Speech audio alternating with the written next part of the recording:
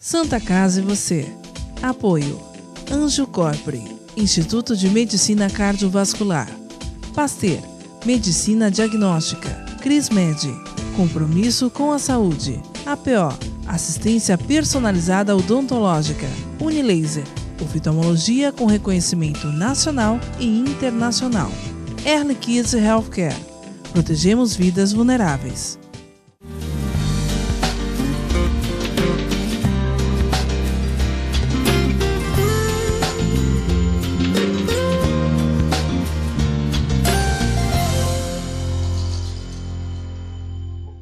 Olá, telespectador, olá, telespectadora, Santa Casa e você no ar. No programa de hoje, nós vamos continuar falando sobre a febre amarela. Infelizmente, o nosso país, a nossa região, voltaram a ser atingidos por essa doença que estava erradicada há algum tempo, mas que, infelizmente, por uma falta de planejamento das nossas autoridades, está de volta. Para tirar algumas dúvidas, principalmente agora naquela questão da zoonose, naquela questão do animal, do macaco, que é, na verdade, um alerta sobre a doença. O macaco, quando é acometido pelo vírus, ele, na verdade, sinaliza para o homem que ali existe algum perigo relativo à febre amarela. Eu recebo aqui nos nossos estúdios o médico veterinário Eduardo Filete. Boa noite, Filete, tudo bem? Boa noite, Guto. É um prazer estar aqui no programa da Santa Casa, um programa de grande audiência, onde a gente tem muita admiração pela Santa Casa, né, que é um hospital que cobre toda a nossa região aqui, atendendo pessoas e há muitos anos, né? Então a gente fica muito contente no programa dessa grandeza da Santa Casa, né? Importante a tua presença aqui, Filete, porque com as notícias, com esse pânico que as pessoas estão vivendo, a gente vê uma corrida muito grande aos postos de saúde, até uma falta de informação e de orientação por parte das autoridades e de informação por parte dos meios de comunicação. Nós aqui estamos cumprindo o nosso papel. Vamos informar a população, principalmente em relação ao macaco. A gente tem notícias de que muitas pessoas estão matando macacos, achando que o problema do vírus da febre amarela está no macaco, que é o macaco que é o causador desse problema. Explica pra gente, explica pro nosso telespectador por que o macaco, na verdade, ele não é o grande problema. Na verdade é o seguinte, a febre amarela, a última epidemia que teve no Brasil foi em 1942, né? Aí nós estamos precisando que volte Emílio Ribas, Guilherme Álvares, Saturnino de Brito, Oswaldo Cruz, para de uma certa maneira melhorar. Mas brincadeiras à parte, 1942. O mosquito, ele pica o macaco. É na área silvestre, é diferente do Aedes que transmite a febre amarela na nossa parte urbana. Então, o mosquito Haemococcus, que é na parte rural, esse mosquito, ele pica o macaco, né? E ele picando o macaco fica doente, o macaco sofre mais que a gente, né? Porque, infelizmente, não tem vacina para o macaco, você não consegue chamar o macaco silvestre e falar, vem vacinar aqui. Então, ele não tem como a gente vacinar o macaco silvestre, né? Porque eles são bravos, tudo, enfim, são arredios, estão no mundo dele livre e tal. Então, o macaco seria um sinal. Mas quando você, muitas vezes, vai para o campo, você vai, por exemplo, para o campo, ou para uma área que o próprio ser humano devastou, como aquela área de Mariana, ali em Minas Gerais, o que acontece? O mosquito pica o macaco e, muitas vezes, na falta do macaco, ele pica o ser humano também.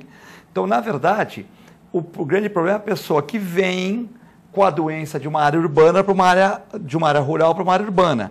Então, você vai passear lá em Minas Gerais, na região ali de Mariana, aquela região que teve o assoramento lá. Você vai lá, top, cara do mosquito, se infecta com a doença e até o teu sintoma você vem para Santos.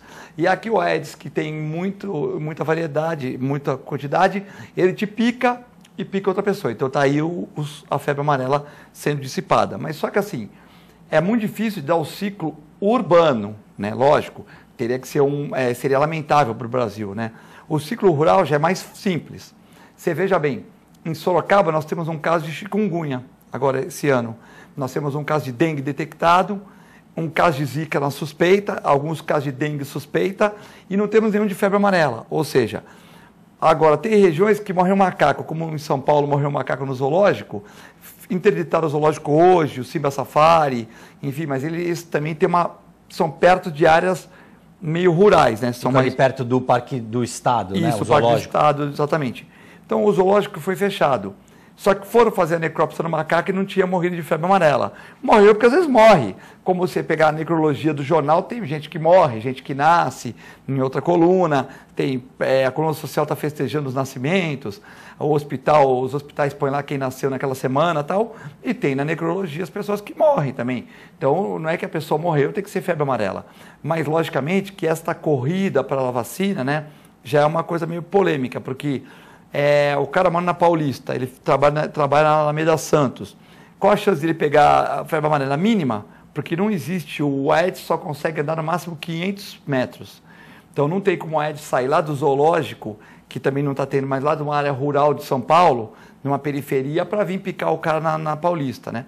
Pode acontecer de ele entrar num caminhão, tal, mas é muito difícil, né? Mas em relação à mobilidade hoje a mobilidade é muito fácil. Você citou a pessoa que vai fazer uma viagem até Mariana, em Minas Gerais, e volta. Volta num período muito curto. Antigamente, os deslocamentos duravam mais tempo, né? Você demorava mais tempo para ir de um lugar para o outro. Sim. De repente, isso até ajudava a manter a doença ali confinada numa determinada área. Você acha que em função dessa mobilidade fácil hoje, as autoridades não deveriam estar, por exemplo, com bloqueio na rodoviária de Santos, para ver essas pessoas que chegam, ver os sintomas que elas apresentam? Você não acha que, inclusive também, existe o comércio de animais? Existe, por exemplo, a possibilidade de alguém pegar um macaco silvestre e trazer para uma área urbana e esse macaco já está infectado, por exemplo? Sim, né? É uma velocidade pequena, mas existe, né? Porque a Polícia Florestal toma conta. Não existe tanto comércio de macaco assim, né? É mais comércio de papagaio, até porque o macaco tem aquele problema que com 3 anos entra naquela parte do sexual e ele começa a atacar muitas vezes, né? Então, mesmo você castrando o macaco, é um animal de difícil convivência. Lógico, os saguis já são mais fáceis, tal, mas é crime ambiental. Só que o maior problema da transmissão justamente são as pessoas, né? Que você vai para o Pará, para Belém, você volta às vezes infectado e tal. Então, o maior problema é o mosquito, né? O Aedes. Não é o macaco. Se não tivesse o mosquito, nós estaríamos bem. O macaco seria um filtro, né? Morreu um macaco aqui, você vai ver se morreu de febre amarela. Pô, tem mosquito aqui infectando, tem vírus aqui na região e tal. Então, o mosquito seria o grande causador da febre amarela. Ou seja, quer dizer, o causador, na verdade, é o agente, mas é o mosquito que é o vetor, ele passa de um para outro. O macaco é o filtro, coitado, o macaco morre também, entendeu? Então as pessoas estão... Eu vi no Rio de Janeiro que encontraram veneno de rato para macaco. Nada a ver, o macaco não tem nada a ver. O macaco é até um filtro. Você tem um macaco na sua casa, lá na tua região, né? Pô, o macaco está vivo, pô, então não está tendo tanto problema. O vírus não está por aqui por enquanto. Por enquanto não está por aqui, porque o macaco ele é muito sensível a esse vírus, ele morre. Então o macaco ele serve para uma filtragem. Matar macacos seria um crime ambiental e uma idiotice total, né? Porque não vai ter resultado nenhum. Isso. A doença vai continuar do mesmo jeito. Nós temos que matar o mosquito, né? O mosquito que é o importante. Então, muitas vezes a pessoa fala, está preocupada com o macaco do orquidário, do zoológico, mas tem uma calha suja na casa dela, mas tem uma água do cachorro lá que está há 3 dias lá. Você me entendeu? Então, nós temos que tomar muito cuidado com isso, com o mosquito. E também com a questão da vacina, Guto. Quem tomava vacina no ano passado, era dose de 0,5 ml. E, teoricamente, durava a vida toda. Agora é uma dose de 1/5, então é 0,1 ml. Tem aquele 1 ml, né, que é geralmente uma injeção normal, 2 ml.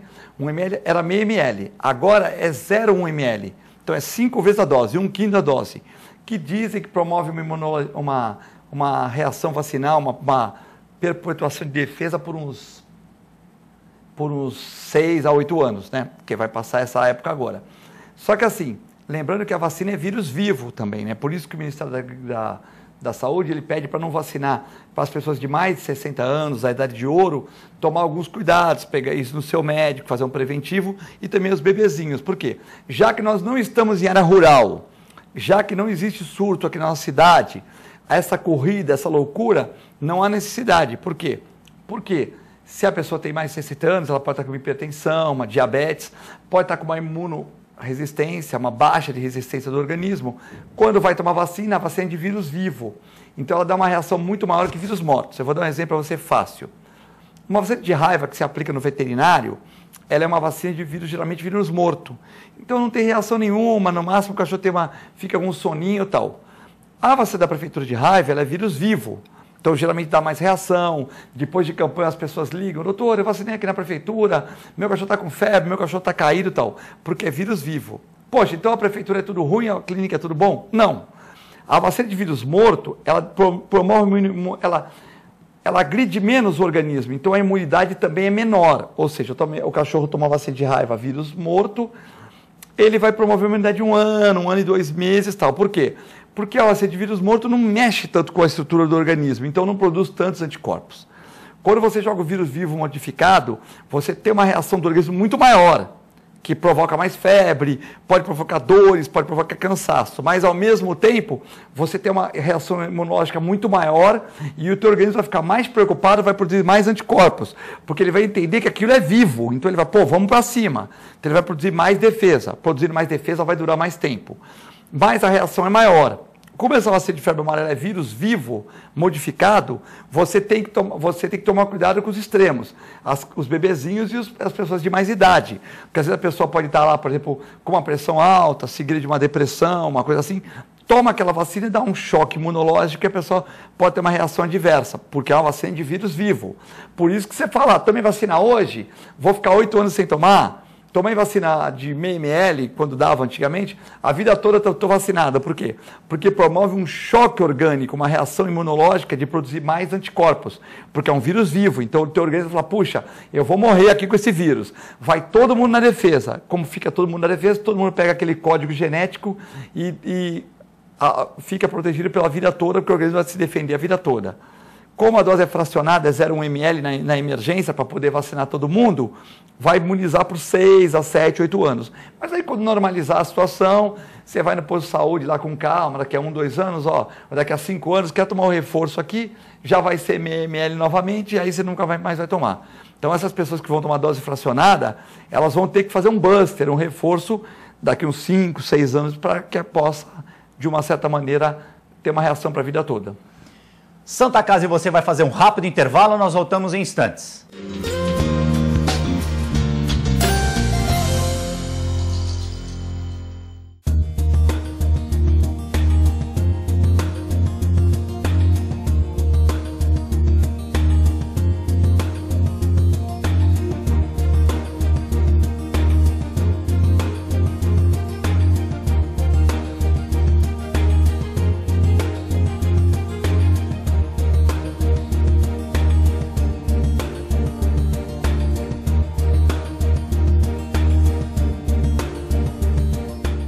Pasteur Medicina Diagnóstica, o primeiro e mais tradicional laboratório da cidade de Santos. O Pasteur Medicina Diagnóstica possui uma unidade de imagem que oferece exames de ressonância magnética, tomografia computadorizada e o primeiro PET-CT da Baixada Santista.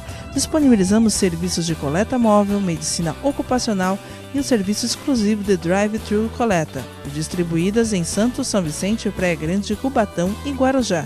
Pasteur, mais completo ainda.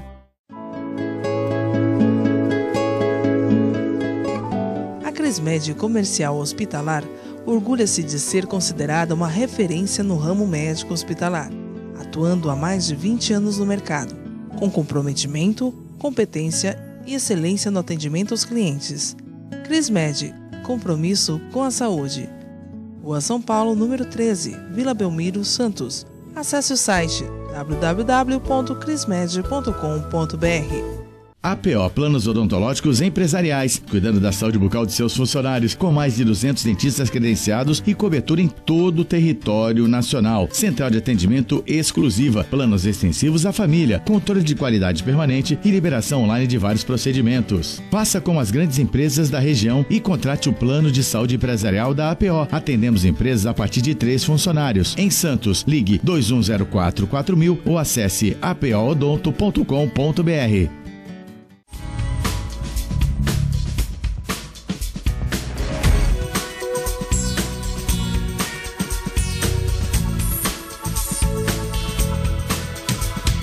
Unilaser, um centro de referência único que, concentrando recursos tecnológicos e a capacitação técnica de seus médicos, pode diagnosticar e tratar as doenças da visão, aplicando uma oftalmologia de ponta com reconhecimento nacional e internacional.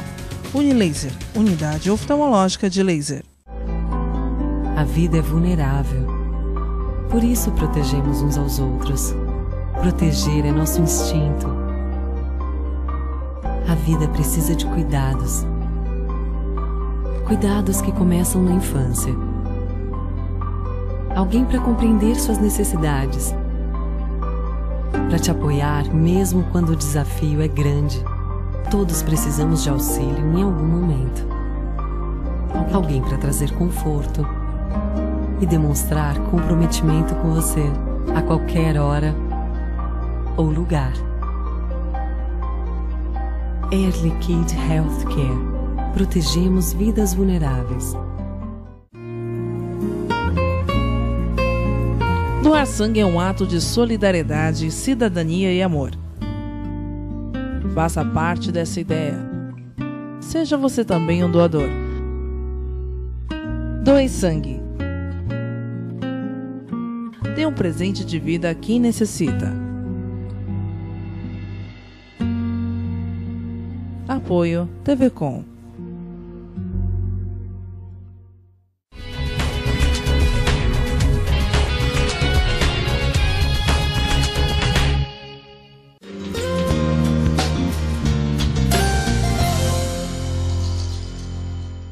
Santa Casa, e você já está de volta. No programa de hoje nós recebemos o médico veterinário Eduardo Filete, que está falando a respeito da febre amarela em relação ao macaco.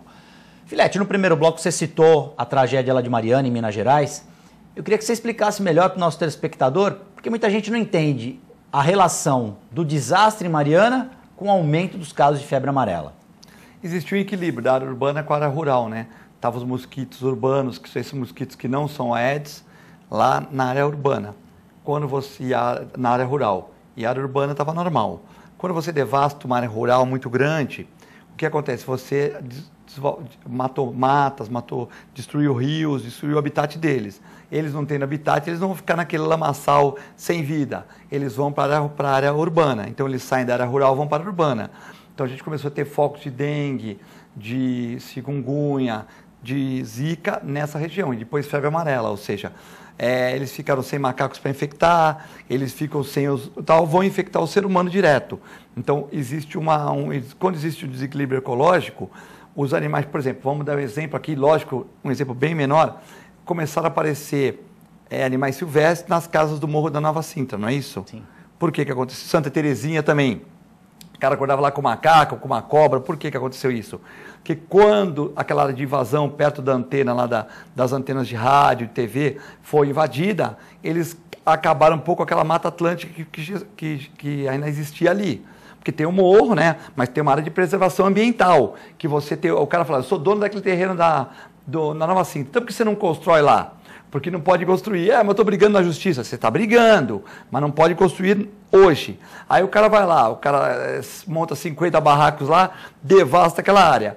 O pobre da cobrinha, o pobre do mosquitinho, o pobre do bichinho que está ali quietinho, ele tem que ir para outro lugar, né? Aí o que acontece? Ele se assusta, começa a ir naquelas casas da imediação, da região. Aí o cara aparece uma cutia na casa dele, aparece uma cobra, alguns pássaros que não tinham na casa dele. Poxa, que legal, estou pondo aqui açúcarzinho, comidinha, está vindo pássaro. Não, está vindo pássaro porque eles tinham que vir mesmo na menor quantidade.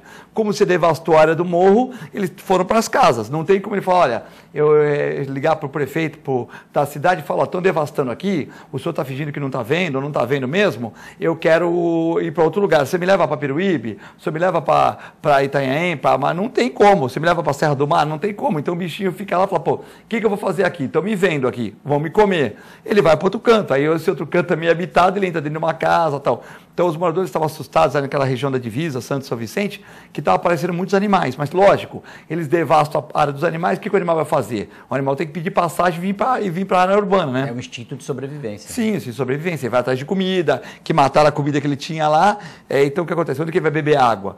Ele fala, pô, vou vir para aqui para baixo, beber água numa calha, vou roubar uma bolacha, tal, alguma coisa assim, entendeu?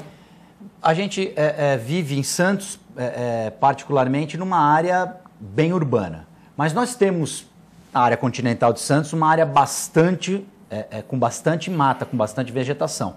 A mesma coisa acontece também lá em Bertioga, litoral sul. Essas regiões, Filete, na tua avaliação, elas preocupam? Você acha que as autoridades já deveriam ou devem já estar monitorando essas regiões, porque são regiões que têm a presença do macaco? Você acha que já deveria ter um olho um pouco mais apurado nessas regiões? Eu acho que já estão monitorando, né? Já estão monitorando. Só que aqui no Brasil a gente sempre corre atrás do rabo, né? Ou seja, vamos vacinar quando já está dando a doença e tal. Lógico, existem muitas pessoas. Eu, quando fui para a China, ano passado, né? Tomei vacina. Há 5 anos atrás eu tive para Belém, também 5, 7 anos atrás, num congresso de medicina veterinária, foi a Belém, né? E lá também tive que tomar vacina. Só que a carteirinha disse que valia só por 5 anos, tal, tive que tomar outra. Normal, então assim, tem muitas pessoas que tomam vacina, que viajam bastante, vão para congressos. Se você for para qualquer país da América do Sul, alguns países você tem que tomar. A América Central, muita gente aqui da região gosta de surfar lá, vai surfar na América Central, toma vacina. Então hoje mesmo eu vi na rádio um rapaz que tinha viajado para surfar para Costa Rica, teve que tomar vacina. Então tem muita gente que já tem essa vacina. Mas tem outros que também não precisam e vão tomar. E tem aqueles da área rural que precisam pra caramba, que são aquelas áreas perto, o cara mora numa cidade perto de uma área rural, perto de um zoológico, afastado da área mais urbana, ele tem que tomar e às vezes falta vacina para ele. Você citou o exemplo da Prefeitura de São Paulo que fechou preventivamente o zoológico. Nós temos aqui em Santos o orquidário, que existe também lá uma população de macacos. Na tua avaliação, ainda seria prematuro tomar uma atitude como essa ou a Prefeitura deve, por enquanto, monitorar a situação dos macacos? Veja bem, eu acho que não deve fechar nada, porque os macacos estão lá, mas se os macacos estão bem de saúde, estão tranquilos, para quê? Porque o macaco está servindo de filtro, né? Infelizmente o macaco está lá, né? Não é que eu acho que ele tem que ser filtro, mas ele está lá exposto ao mosquito, tanto quanto está a gente exposto à dengue, a chikungunya e a zika. Se o macaco tiver algum problema com o macaco, tem que se fazer exame para ver o que é, febre amarela, se é algum problema que ele morreu porque estava velhinho, teve um problema e morreu, né? Tem que avaliar o que está acontecendo. O veterinário vai lá, trata dele e vai avaliar o que ele morreu, faz exames de sangue, faz tudo isso e vai avaliar.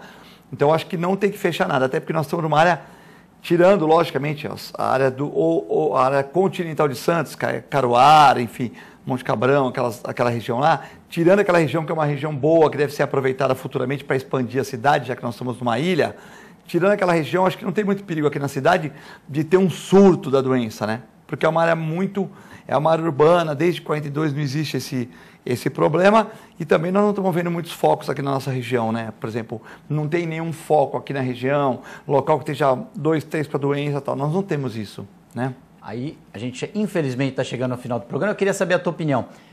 Se as pessoas tivessem tanta vontade de tomar a vacina, essa vontade revertida para acabar com o mosquito, a gente estava bem, né?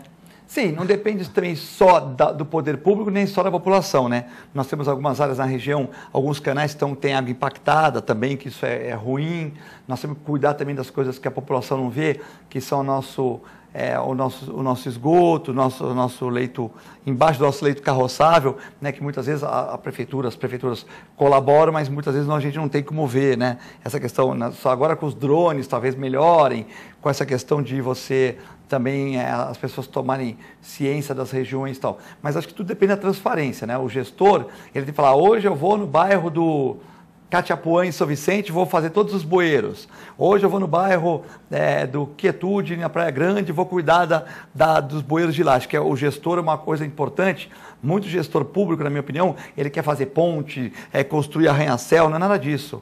O prefeito tem que ser o zelador da cidade. Cabe o hospital de primeira grandeza ao Estado e à nação, cabe a segurança pública ao Estado. Aqui nós temos que fazer o quê? Zeladoria, pintar a rua, cuidar das calçadas, fazer com que o funcionário público que tem uma grandeza atenda bem as pessoas, fazer com que fique mais fácil para o cidadão ser atendido nas policlínicas, limpar a cidade, fazer uma onda verde nos semáforos, né, da região. Então, acho bacana, em vez de ficar multando direto, você, de uma certa maneira, orientar a população como não tomar multa e assim aplicar a multa depois, colocar bafômetros na cidade sexta e sábado, fazer um trabalho com o governo do Estado para pegar essas pessoas que estão bebendo alcoolizado e estão causando acidentes na região, como no Rio de Janeiro, o rapaz que entrou na rua lá, disse que teve um ataque epilético, depois não sei o que e tal. Esse não estava alcoolizado, mas matou um monte de gente. Como tivemos um acidente aqui no Canal 3, que o menino ficou sem braço, estava no lado do motorista, morreu, como tivesse acidente na ponta da praia, no primeiro radar que foi instalado,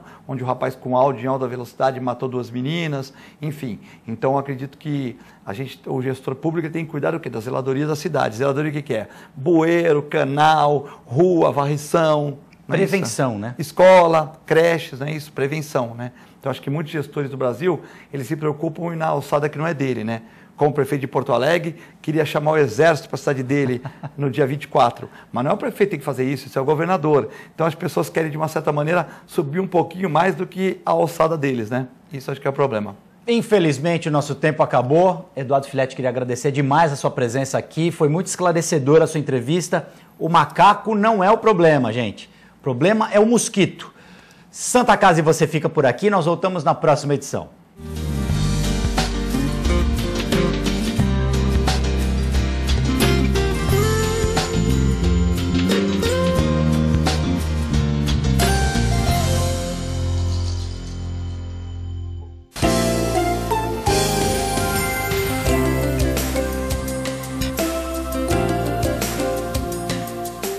Santa Casa e você.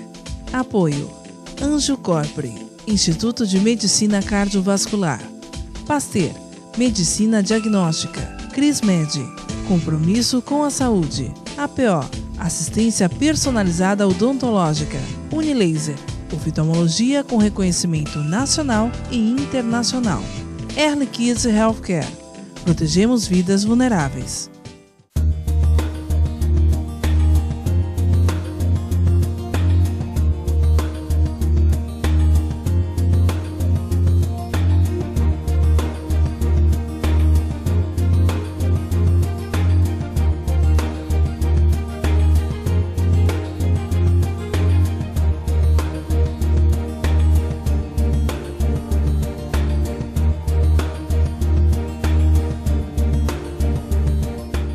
Pasteur, Medicina Diagnóstica, o primeiro e mais tradicional laboratório da cidade de Santos. O Pasteur Medicina Diagnóstica possui uma unidade de imagem que oferece exames de ressonância magnética, tomografia computadorizada e o primeiro PET-CT da Baixada Santista.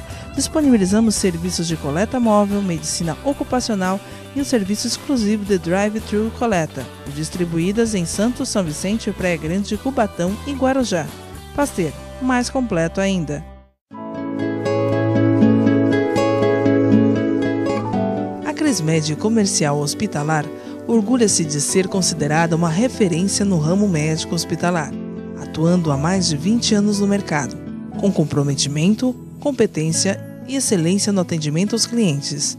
Crismed, compromisso com a saúde. Rua São Paulo, número 13, Vila Belmiro, Santos. Acesse o site www.crismed.com.br.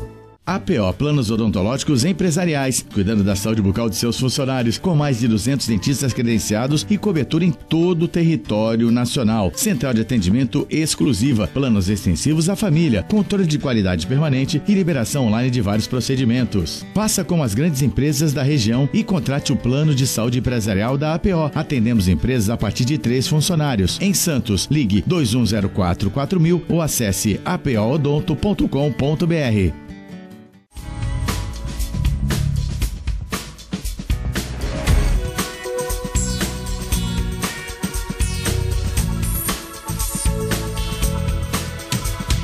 Unilaser, um centro de referência único que, concentrando recursos tecnológicos e a capacitação técnica de seus médicos, pode diagnosticar e tratar as doenças da visão, aplicando uma oftalmologia de ponta com reconhecimento nacional e internacional. Unilaser, unidade oftalmológica de laser. A vida é vulnerável. Por isso protegemos uns aos outros. Proteger é nosso instinto. A vida precisa de cuidados. Cuidados que começam na infância. Alguém para compreender suas necessidades. Para te apoiar mesmo quando o desafio é grande. Todos precisamos de auxílio em algum momento. Alguém para trazer conforto e demonstrar comprometimento com você a qualquer hora ou lugar. Early Kid Healthcare. Protegemos vidas vulneráveis.